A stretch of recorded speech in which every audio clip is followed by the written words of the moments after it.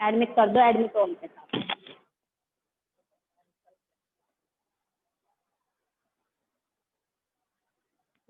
और इन सारे बच्चों को म्यूट कर दिया।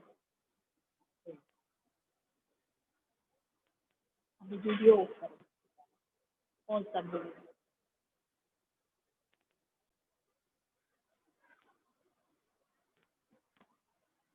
Good morning, students. Today we will take our Hornbill's fourth chapter, The Landscape of the Soul, written by Nathaniel Traore.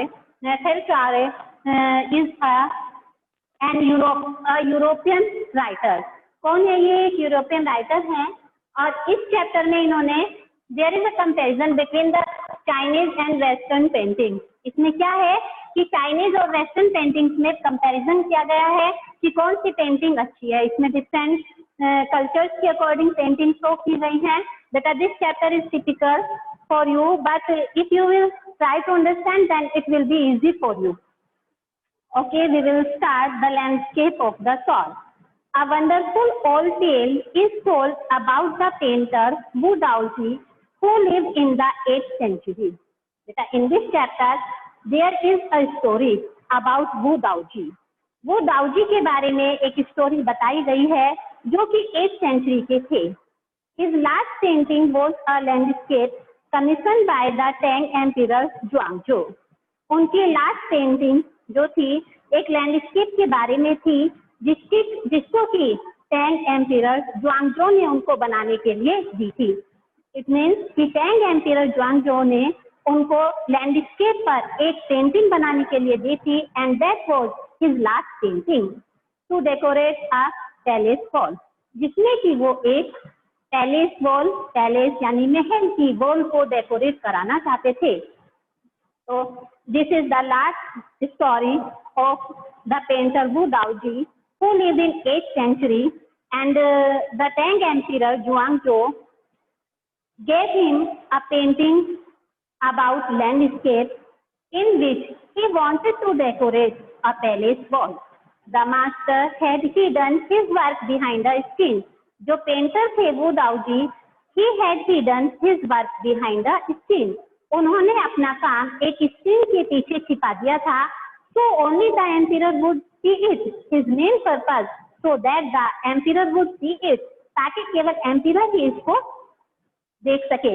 तो जो वो दाऊजी थे उन्होंने जो पेंटिंग बनाई थी उन्होंने क्या किया था, उसको बनाकर अपने सारे वर्क को एक स्क्रीन के पीछे छिपा दिया था जिससे कि केवल एम्पियर ही उसको देख सके। For a long while the emperor admired the wonderful scene, discovering forests, high mountains, waterfalls, clouds floating in the immense sky, men on hilly paths, birds in flight. For a long while, लंबे समय तक, the emperor admired, praised. एक लंबे समय तक emperor ने उसके wonderful scene की praise की। There were so many wonderful scenes in that painting, which were admired by, praised by the emperor जुआंगजो। डिस्कवरिंग फॉरेस्ट, उस पेंटिंग में फॉरेस्ट के सीन थे, हाई माउंटेन्स, ऊंचे ऊंचे माउंटेन्स थे, वाटरफॉल्स थे, cloud floating in the immense sky. Immense माने ग्रेट स्काई यानी एक विशाल आकाश में क्लाउड फ्लोट करते हुए क्लाउड के सीन थे। मैन ऑन हिली पाथ पर मनुष्य मैन की पीपल की पिक्चर बनाई गई थी एंड बर्ड्स इन फ्लाइट, और हवा में उड़ती हुई बर्ड्स की पिक्चर उसमें शो की गई थी। तो in that painting there were forest, high mountains, waterfalls, clouds floating in the immense sky and man on hilly path and bird in flight. Look, sire, said the painter, in this cave at the foot of the mountain dwells a spirit. उन्होंने उस painting को पूरा किया, वो दाऊजी ने उस painting को बनाया और उसके बाद एम्पियर से कहा in this cave at the foot of the mountain, कि यह इस केव में देखो, ये जो पेंटिंग बनी हुई है इसमें एक केव है और यह केव किस पर बनी हुई है, at the foot of the mountain, mountain की फुट पर यानी तलहटी पर बनी हुई है। ड्वेल्स अ स्पिरिट, और इस केव में कौन रहती है, ड्वेल्स मनी स्टेज लिव, कि इस केव में एक स्पिरिट, एक आत्मा रहती है। बेटा ये हम नहीं कह सकते कि क्या कोई आत्मा किसी केव में रहती है। ये एक स्टोरी है, वो जो पेंटिंग उन्होंने बताई थी उससे रिलेटेड एक स्टोरी है कि इस पेंटिंग में एक केव बनी हुई है। इस केव जो कि एक माउंटेन की तलहटी पर बनी हुई है, जहाँ पर की एक आत्मा रहती है। The painter clapped his hands and the entrance of the cave open. और यह कहते ही पेंटर ने अपने हाथों से क्लैपिंग की, तालियां बजाई। And the entrance of the cave open, और जो केव की एंट्रेंस थी वो खुल गई। इट मीन्स कि ताली बजाते ही केव की एंट्रेंस खुल गई। बेटा ऐसा पॉसिबल नहीं है कि कोई क्लैपिंग करे और कोई एंट्रेंस खुल जाए, लेकिन ये स्टोरी है, हमें नहीं पता इज इट रियल और not. The inside is standard inside, जो उसके इनसाइड सीन थे, अंदर का जो दृश्य था वो बहुत ज्यादा स्टैंडर्ड था। स्टैंडर्ड माने ग्रैंड, शानदार था, मार्वेलियस, एक्सीलेंट। तो उसका जो अंदर का दृश्य था बहुत शानदार था। Beyond anything words can convey, वो इतना अधिक शानदार था, इतना अधिक सुंदर था कि it can not be described in words, it can not be explained in words, कि वो वर्ड्स में कन्वे नहीं किया जा सकता, वर्ड्स में नहीं बताया जा सकता। Please let me show your majesty the way. अब वो पेंटर क्या कहता है कि महाराज कृपया मुझे आपको रास्ता दिखाने दो। रास्ता किसका? इस केव के एंट्रेंस का, अंदर जाने का मुझे रास्ता आपको शो करने दो। The painter entered the cave, और यह कहते ही पेंटर ने एंटर्ड द केव, केव में एंट्री की। But the entrance close behind him, और उनकी एंट्री करते ही जो एंट्रेंस था वो क्या हो गया? क्लोज हो गया, बंद हो गया। And before the astonished emperor could move और utter a word, इससे पहले की एस्टोनिश यानी यह सब देखकर एम्पिरर जो था बहुत ज्यादा आश्चर्यचकित हुआ, और इससे पहले कि वो मूव कर पाता, इससे पहले कि कुछ एक वर्ड कह पाता, the painting had vanished from the wall, wall से जो पेंटिंग थी वो भी वैनिश हो गई, गायब हो गई। Not a trace of Wu Daozi was left, और साथ ही साथ वू दाऊजी भी गायब हो गए, और वो दाऊजी के ब्रश का एक भी ट्रेस उस पेंटिंग पर दिखाई नहीं दिया, यानी उस वॉल पर दिखाई नहीं दे रहा था कि यहाँ पर वो दाऊजी के द्वारा बनाई गई कोई पेंटिंग थी। और वो उसमें बहुत ज्यादा फॉरेस्ट के scene, high mountains, hilly areas वगैरह थे, तो ऐसा कुछ भी वहां पर दिखाई नहीं दे रहा था। ऐसा तो नहीं हो रहा था कि इस वॉल पर वो दाऊजी ने कोई पेंटिंग बनाई है। And the artist was never seen again in this world. And after that the artist was never seen, और उसके बाद वो आर्टिस्ट कभी भी दिखाई नहीं दिए। तो बेटा मैं आपको इसकी छोटी सी समरी बता रही हूँ। ये जो स्टोरी है this story is about Wu Daozi who was a painter, जो कि एक पेंटर थे। वू दाऊजी के बारे में एक कहानी बताई गई है। He belonged to 8th century, वो 8th century से बिलोंग करते थे, और उसने उनको टैंग एम्पिरर जोंगजो ने एक लैंडस्केप के विषय में एक पेंटिंग बनाने के लिए दी थी, जिसमें कि वो अपने पैलेस की वॉल को डेकोरेट कराना चाहते थे। और जो पेंटर था उन्होंने पेंटिंग बनाकर उस काम को, अपने द्वारा बनाई गई पेंटिंग को एक स्क्रीन के पीछे छिपा दिया था, जिससे कि केवल एम्पिरर ही इसको देख सके। और काफी समय तक एम्पिरर ने उसको देखा, ही एडमायर्ड दिस, इसकी प्रशंसा की। उस पेंटिंग में ब्यूटीफुल सीन थे, फॉरेस्ट के, high mountains, waterfalls, water and cloud floating in the great sky, and man on hilly path and birds in flight. तो उस पेंटिंग को पूरा करने के पश्चात जब एम्पिरर वहां पर आए तो वो दाऊजी ने एम्पिरर से कहा कि लुक दिस केव, कि इस केव को देखिए, जो कि foot of the mountain, mountain की तलहटी पर बनी हुई है, और इस केव में ड्वेल्स अ स्पिरिट, एक आत्मा रहती है। यह कहकर पेंटर ने उस केव को दिखाने के लिए, उसके अंदर के रास्ते को दिखाने के लिए अपने हाथों से क्लैपिंग की, तो जो केव का एंट्रेंस था वो खुल गया, और उसमें उसके अंदर का दृश्य बहुत ही ज्यादा स्प्लेंडेड था, बहुत ही ज्यादा मार्वेलियस था, शानदार था, और इतना अधिक स्टैंडर्ड था, इतना अधिक ब्यूटीफुल था that it can not be convey in words, इसको वर्ड्स में नहीं बताया जा सकता। Please let me show your majesty the way. और यह पेंटिंग बनाने के बाद उन्होंने कहा कि कृपया मुझे इसका रास्ता दिखाने दो। और painter entered the cave but the entrance close behind him, painter ने केव में एंट्री की, और जो एंट्रेंस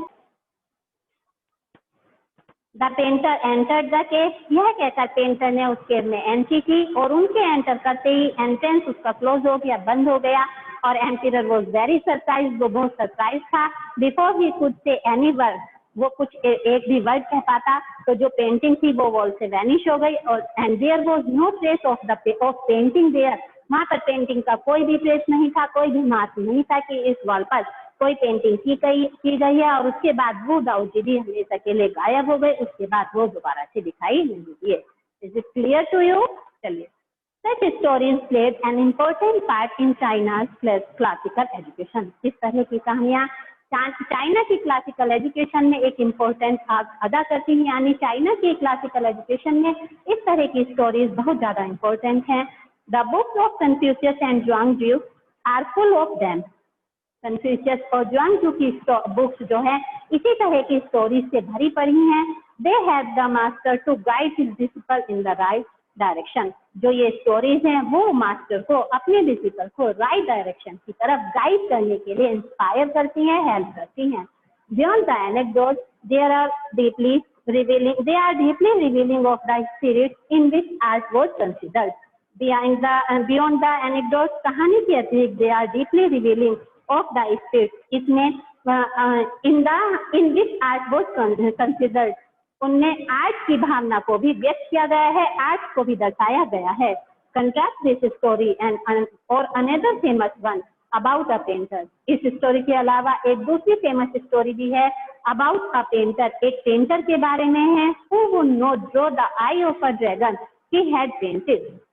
वो क्या था कि who would not draw the I of a dragon he had painted, जो उन्होंने अपनी पेंटिंग में एक ड्रैगन बनाई थी, एक बर्ड बनाई थी, जिन्होंने कि उस बर्ड की आई को नहीं बनाया था।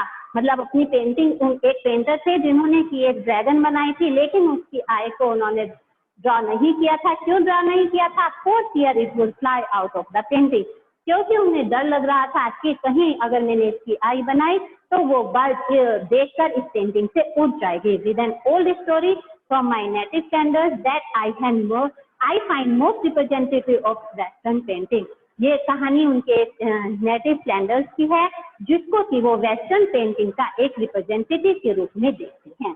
तो बेटा फिर से मैं आपको इस स्टैंडे को क्लियर कर रही हूँ कि इस तरह की जो स्टोरीज हैं वो दाऊदी की पेंटिंग की जो कहानी थी, जो उन्होंने एम्परर के साथ शेयर की थी, उसी तरह की कहानियों से चाइना की क्लासिकल, उस तरह की स्टोरीज का चाइना की क्लासिकल एजुकेशन में बहुत ज्यादा महत्वपूर्ण है, वो बहुत ज्यादा इम्पोर्टेंट है। कन्फ्यूशियस और ज़ुआंग की जो बुक्स हैं इस तरह की स्टोरीज से भरी पड़ी हैं, और ये स्टोरीज एक मास्टर को अपने डिसिपल को राइट डायरेक्शन में गाइड करने में बहुत ज्यादा हेल्प करती हैं। और इन कहानियों के अलावा ये जो स्टोरीज हैं वो आर्ट की फीलिंग्स को भी व्यक्त करती हैं, और उसमें सुंदर सुंदर आर्ट को दर्शाया गया है।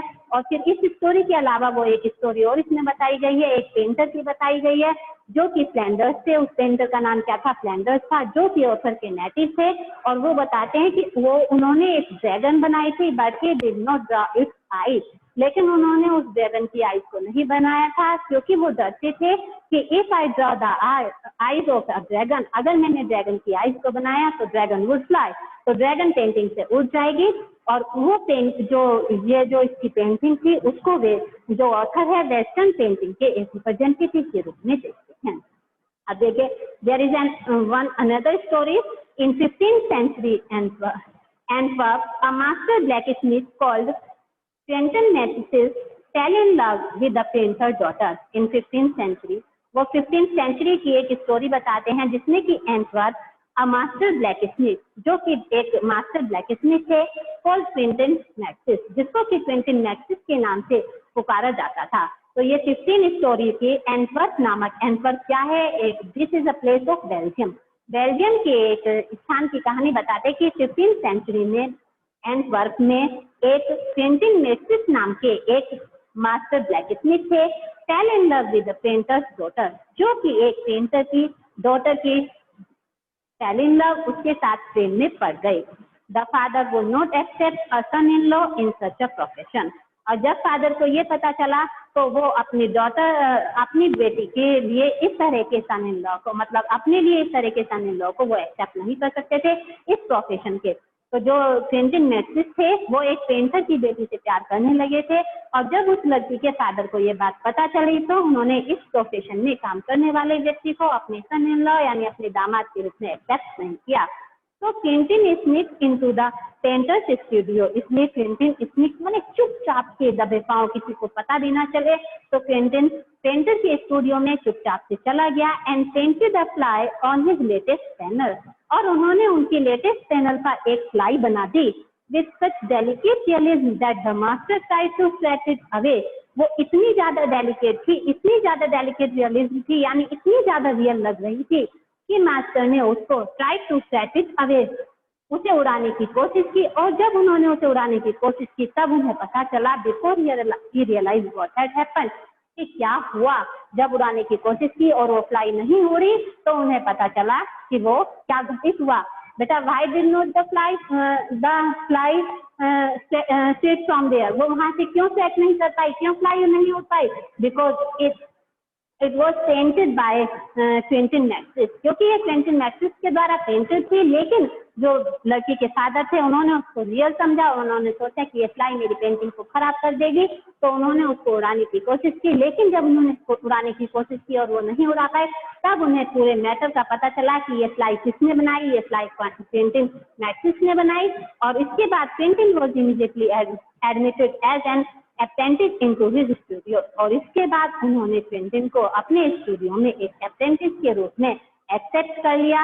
ही मैरिड हिज बिलव्ड, और वो अपने बिलव्ड से मैरिज करने में सक्सेस हो गए and went on to become one of the most famous painters of his age, और इसके बाद वो अपनी एज के, अपने युग के सबसे ज्यादा फेमस पेंटर बन गए। These two stories illustrate with what each form of art is trying to achieve। इन दोनों कहानियों में हमें ये बताया गया है कि आर्ट क्या एम को अचीव करना चाहती है, आर्ट क्या लक्ष्य को प्राप्त करना चाहती है। अ परफेक्ट लिस्टनेस इन यूरोप, एक परफेक्ट वो क्या अचीव करना चाहती है, आर्ट का एम क्या है कि a perfect illusionistic lightness in Europe, Europe में एक परफेक्ट इल्यूजनोस्टिक क्या होता है, भ्रमित कर देने वाली समानता, यानी यही नहीं पता चलता कि ये रियल है या आर्टिफिशियल है, ये आर्ट का एम है। The essence of inner life का एसेंस और द स्पिरिट इन एशिया, या एशिया में स्पिरिट आत्मा का साथ। तो ये जो कहानियां हैं, ये दोनों स्टोरीज जो हैं वो ये बताती हैं कि आर्ट क्या एम को प्राप्त करना चाहती है, क्या भ्रमित कर देने वाली समानता, यूरोप में भ्रमित कर देने वाली समानता को, या इनर लाइफ और अध्यात्म का साथ, यानी आंतरिक जीवन और अध्यात्म का साथ, इनमें से आर्ट का क्या पर्पस है, क्या लक्ष्य है, क्या आर्ट क्या अचीव करना चाहती है।